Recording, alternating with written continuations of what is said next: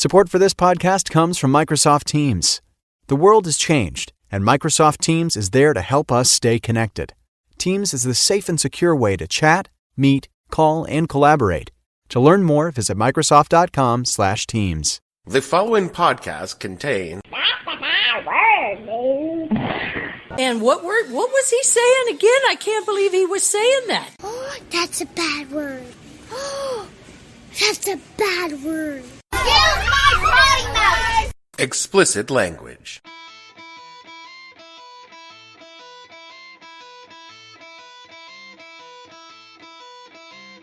Hello and welcome to the podcast that asks a simple question. When you said that Marco Rubio would be the Republican nominee against Hillary Clinton, what the hell were you thinking?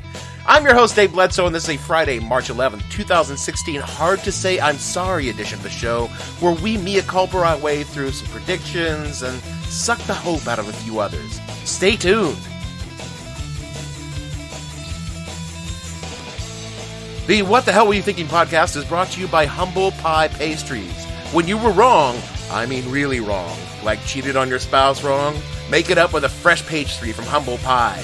Humble Pie uses the freshest of ingredients to disguise the bitter taste of recrimination and disgust that come with being so incredibly fucking wrong. The delicious, flaky goodness will hide the shame and humiliation of saying or doing something so ludicrous you honestly cannot believe you did it. No matter what you did wrong, a sweet treat from Humble Pie Pastry will compensate you for just being so really fucking stupid. If you'd like to sponsor the show, make sure you order from Humble Pie first. Wrong, wrong, wrong, wrong. Wrong, wrong, wrong, wrong. You're wrong, you're wrong, you're wrong. Poor Marco Rubio. I mean, he went from like GOP golden boy to... You don't even know who I am. So what do you care if I go? In just like the blink of an eye. I mean, it was just months ago on this very podcast that I have varied my belief that one, Marco Rubio was the once and future Republican nominee, and quite possibly a significant challenger to one Hillary Rodham Clinton. Yeah, that's not gonna happen. Now, he's gonna end up joining his sad mentor, Mr. Low Energy, Jeb, on the Group W bench of 2016. I mean, by this coming Tuesday, it will be all over but the crying on his giant chair for little Marco. I mean, he just gave it up this afternoon when he told the people in Ohio to just go ahead and vote for Kasich so that Trump wouldn't win. Unfortunately, Kasich didn't reciprocate the favor, basically. It's like, no. You guys are going to just go ahead in Florida and vote for me because Rubio can't win anywhere. On the other hand, the feral weasel in a human flesh suit, Ted Tonsilith Cruz... $50 more says he eats. You're on. Okay. You're on. Now, don't do it, kid. Don't do it. Don't do it. There he goes. He's going. Yeah! You can tell. The kid will eat anything. Is rapidly congealing like a pool of stagnant vomit as the acceptable alternative to the tiny penis of the Republican Party. A man, Cruz, so universally hated that his own wife and children can't stand to be touched by him. Ew, seriously? That is so gross. A man that Senator Lindsey Graham jokingly said could be murdered on the Senate floor and no one would even investigate. This is the last best hope of the Republicans to stop Donald Trump. They so fucking deserve this. Finally, your friend and mine, Bernie Sanders.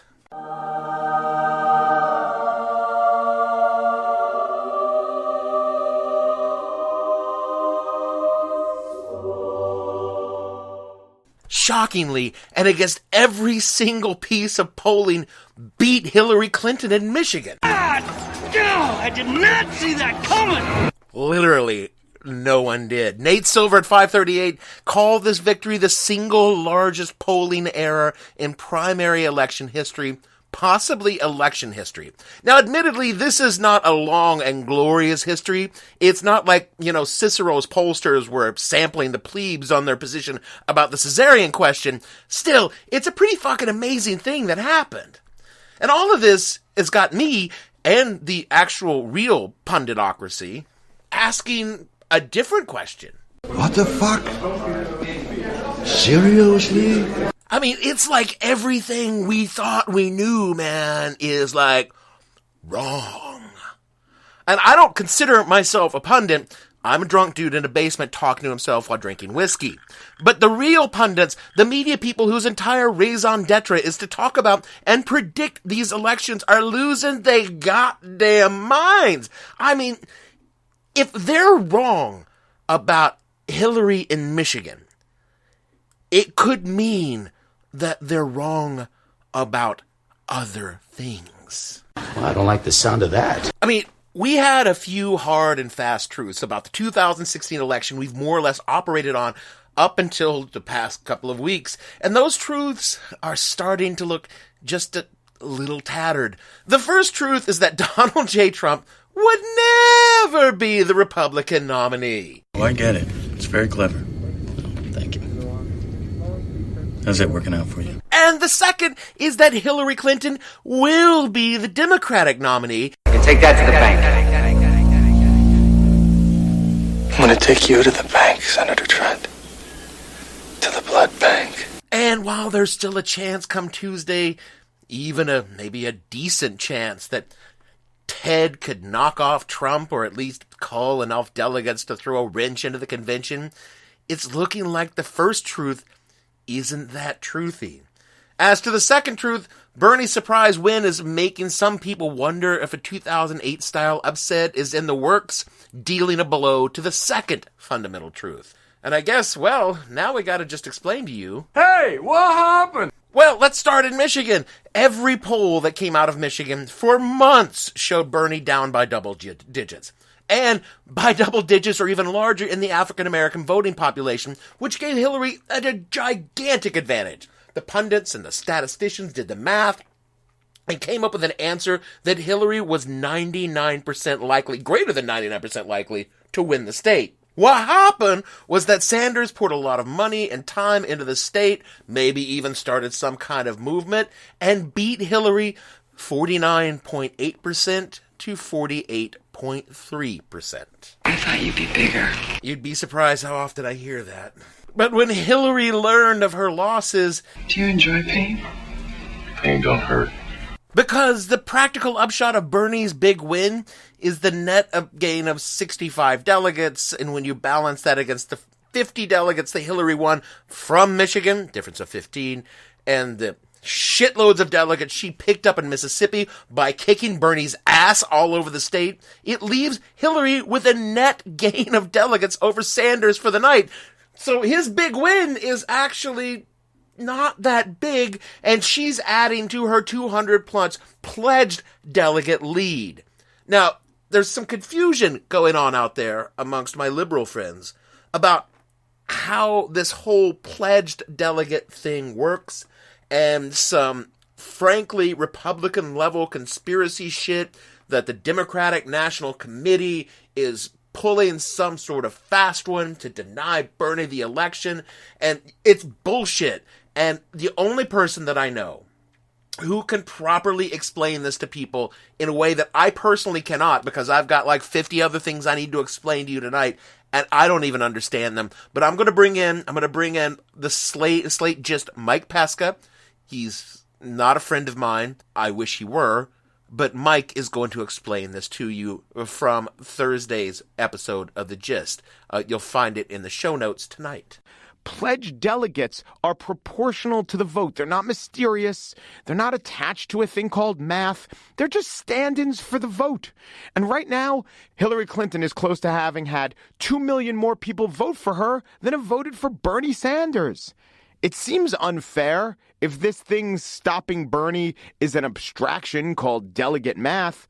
But since delegate math just is the vote, it's accurate to say that getting fewer votes is stopping Bernie from beating Hillary. So Bernie's win was impressive, even unprecedented, but it does not mean the election is over or that Bernie has a reasonable chance to win the nomination. But as we are seeing, a slim chance does not mean no chance. Of course, the other Trump truth has been explained myriad times, and I'm not doing another fucking Trump show. Not today, although, God, there's so much this week to talk about. I don't want this to become the What the Trump Were You Thinking podcast. No, so let's talk about how Trump isn't the nominee. It's complex. Let me explain. No, there is too much. Let me sum up. The wizards in the Republican establishment have noticed something, and it's pretty fucking obvious from the vote totals, and that is that only about 30 to 40% of the Republican Party is actually voting for Donald J. Trump. They call this the Trump window.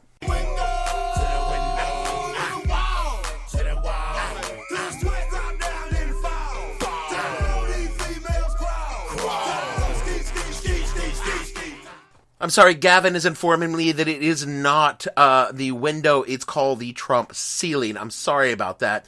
If this were a two-person race, it would spell certain doom for the great orange penis, but this being the Republicans... How many assholes we got on this ship anyhow? No! I knew it, I'm surrounded by assholes. So there's not a single one of them that's going to self-sacrifice for the greater good. So it's possible, maybe even probable, that come the convention in Cleveland, Trump will not have the requisite number of delegates to clinch the nomination. In this case, that number would be 1,237, which you must admit is an awful lot of assholes, but just a drop in the bucket when it comes to Republican assholedom. If the head asshole in charge does not have that 1,237 amount on the first vote, we go into a brokered convention. Well, that's a little vague, isn't it? According to my friends over at Vox.com, who explain the news, if after the first round of voting no clear winner has been determined, each state, they decide how the delegates are allowed to vote. Some states have rules on how many votes before a candidate can just choose whomever the fuck they want. Other states allow the candidate to choose after one ballot. Some states do one thing, others do the other.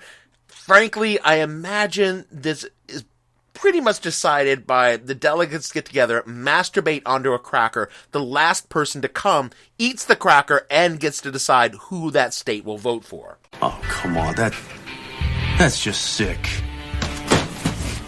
Look, the Republicans have been doing this shit since 1860. I don't have any control over their particular rituals, so don't blame me. If and when this brokered convention actually happens... When Kramer hears about this, the shit's gonna hit the fan.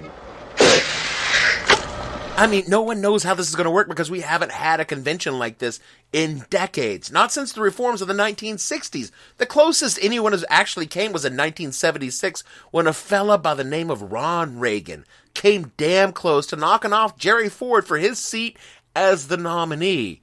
You might remember that Ford in 76 was the sitting president and Reagan was just the governor of California and didn't actually have a plurality of the votes.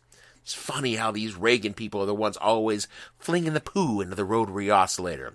But back in the day when these things happened regularly, there was a kind of protocol on how the convention took place, and a lot of wheeling and dealing happened out of sight in the metaphorical, though in these days quite literal, smoke-filled back rooms. Party patriarchs, and we're talking Republicans here, so they're men, they met and hashed out how it was going to work. Nowadays, we lack two important things for this kind of solution. The first, and obviously most important, is that there's no smoking in the Quicken Loans Arena in Cleveland. Extinguish the cigarette, or I'm extinguishing fire. Hard to have a smoke-filled room with an angry African-American woman telling you no. So that's going to put a real buzzkill on things. And the second buzzkill is that there are no party patriarchs anymore. I mean, seriously. Do you think Mitch Cecil the Turtle McConnell can make any one of these lunatic motherfuckers do anything they don't want to do? Paul Ryan? Yeah, the boy of the wonder is going to wrangle Ted Cruz and Trump into a sit-down. No one has a clue how to do this, and there's some talk of digging up Reagan's corpse and asking him, But considering how these things go, it would likely end up with that being the nominee. I mean, the 538 plus polls show Reagan's corpse with an 83% chance of winning the general election. Oh my shit, you never know, they might just actually do it. And honestly, this year, I might actually vote for Reagan's corpse. If Trump doesn't nail down the delegates, and this would essentially require everyone but one other asshole to drop out of the race before this coming Tuesday, and all of the voters that were voting for all the other assholes to not vote for Trump, then maybe they could pull off a broker convention.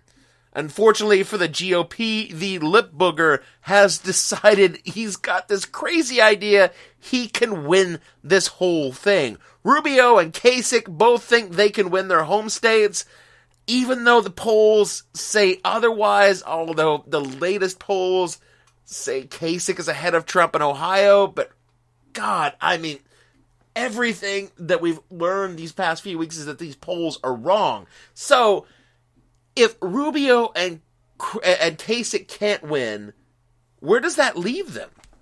People should know when they're conquered. But hey, look, the polls were really wrong about Bernie. So you know what, Marco, John, you just never know. On the Democrat side, well, things are rather less complicated. As noted, Hillary is running a large delegate lead without even counting the superdelegates. I guess I got to explain those guys too. Okay, first of all, only Democrats have superdelegates. Republicans have something kind of like them, but not as many of them. And these superdelegates are not bound to any voting total. They can just vote for whoever the fuck they want to. Rumor has it that an alien ship appeared before each of them and gave to them a suit granting these superdelegate powers. Unfortunately, they lost the instruction manual, but with the help of a government agent named Bill Maxwell, they could find a way to use these superdelegate powers for good. Believe it or not, it's just me. Oh, fuck it, it's as good an explanation as any that I've got. Anyway, these superdelegates can vote for whomever they please and change their minds. So while Hillary has a shit ton of superdelegates pledged to her at the moment, I believe the exact number is, let me look here, all of them. And Bernie has somewhat less. I believe the exact number is none of them. That doesn't mean that any of them will necessarily vote for Hillary or Bernie. After all, in 2008, these numbers were almost identical for the Obama-Clinton race, and the superdelegates dropped Hillary Clinton like a cold turd dropped from a cream of leek soup, which, as everybody knows, is the most disgusting soup that you can ever eat after Italian wedding soup. Except the entire purpose of the superdelegate is to put up a firewall against a candidate the Democratic establishment finds unpalatable. If the Republicans had them, and right now they really wish they did, they could stop Trump cold in a closely contested vote. But doing so on either side of the aisle, if the delegate count is favored by Sanders by a significant margin, but wasn't enough, this year it's 2,472 out of 4,765 delegates. Let's say Bernie had 2,200 delegates and Clinton had 2,000, and the superdelegates made up the rest. It's my understanding that there would be no math. They would probably vote for Sanders to keep the party from losing their fucking minds. But then again, if the party decides Sanders can't win the general election, fuck the plebes. What are they going to do? Vote for Republicans? They can fix it later. I mean, seriously, what is either party going to do? Break off and start a third party? This is America. We only have two. And you know what? There's a pretty good chance that on the right, this could happen anyway. This is an angry electorate, my friends, like an old man trying to send back soup in the deli, and that's on both sides. Yeah, I could have played a Seinfeld drop there, but I felt that it was cliche. On the left, the anger run towards, let's make everything better for everyone. Whereas on the right, it's running towards, hey, let's burn everything down and dance like a Viking in the ashes. But, you know, that's politics in America. If the Republicans go to a broker convention and Trump holds a majority of the popular vote, or even the plurality if the assholes don't drop out, I think it's going to split the party, with the Trump wing breaking off to form a far-right nationalist party like it's happened in Europe. I don't know how that works. In fact, I think it's slitting the Republicans' throat, but that's a net positive for everyone, isn't it? I mean, except for the racist assholes. But, again, not something I have a huge problem with.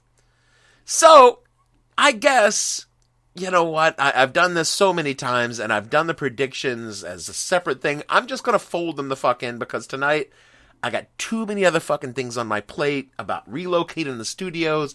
I'm going to do the 80 proof prediction right here, right now, right in the middle of the show, because god damn it, you people are not supporting me like you're supposed to. The 80 proof prediction is supposed to be the thing that makes the thing happen. But no, you people aren't helping me. So you know what? Gavin, hit the fanfare.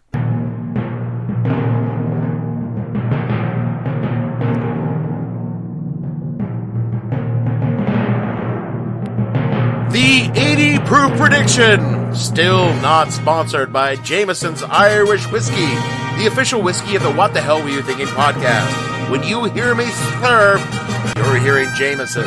For Tuesday, March 15th primaries, the big one, Florida, Ohio, and the rest of those little ones. Where you gotta go big or go home, the 80 proof prediction goes to Florida. Trump, Rubio's out, he's done. Take your toys and go home, Marco. I'm going to give Ohio to Kasich because, I mean, he's out too, but he's gonna take Ohio.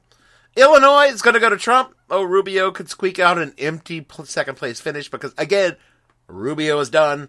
Let's see, North Carolina. Oh, that's, shit. Is that Cruz or fucking Trump? You know, I haven't given one to Cruz in a while, so I'm going to give it to Cruz unless he eats another lip booger. No, you know what? Fuck it. Trump's going to take North Carolina. They're crazy down there. They like that. Missouri? Oh, fuck. That's another soft one. But I'm going to give that one to Cruz. All right, fine. That's fine. On the Democrat side, Florida, Clinton. Because, you know, there are a lot of old Jews down in Florida. And they're going to vote for Bernie because, hey, Bernie Sanders, he sounds like us. But I still think I'm going to give it to Clinton. Illinois, Hillary by a mile. That's Obama country. North Carolina, come on, Hillary. Oh, and Ohio, yeah, sorry, Bernie. It's now up to the machine, and Mecca Hillary is just going to roll right over you. Again, these predictions, pretty much meaningless. I mean, fucking Nate Silver can't figure it out. You're asking a drunk guy in a basement to make predictions? Holy shit, is that why you guys haven't been asking me questions for the 80 proof prediction? You know, it's supposed to be a spoof, right? It's not supposed to be a real thing. Fuck. I should start trying to answer these things seriously. That is it for our show this week. The band Hypnostate provides our show opener. As always, you can find them on Jamendo.com. This show, are on Twitter at the @hell_podcast. The show name on Facebook, or my name, Dave Bledsoe, on Soundcloud. All the shows are at whatthehellpodcast.com. Although I'm thinking about shutting that thing down. Does a podcast need a website anymore? I don't know. Email us at whatthehellpodcast@gmail.com for all communication of the show. Remember to use the subject line. Fuck you, Gavin. For me, Dave Bledsoe, and all the fictional poll analysts and artificial prognosticators, we wanted to say that everybody needs a little time away. You've heard us say, from the election, all the voters need a holiday far away from its distraction. So hold it now. It's hard for us to say we're sorry. We just want you to say, after all we did for you, after all the polls we went through, you can make it up to us by buying us a lot of drinks. Do you know how hard we worked for you? We'll see you guys next week with an entirely new show. Thanks for listening. Good night, everybody.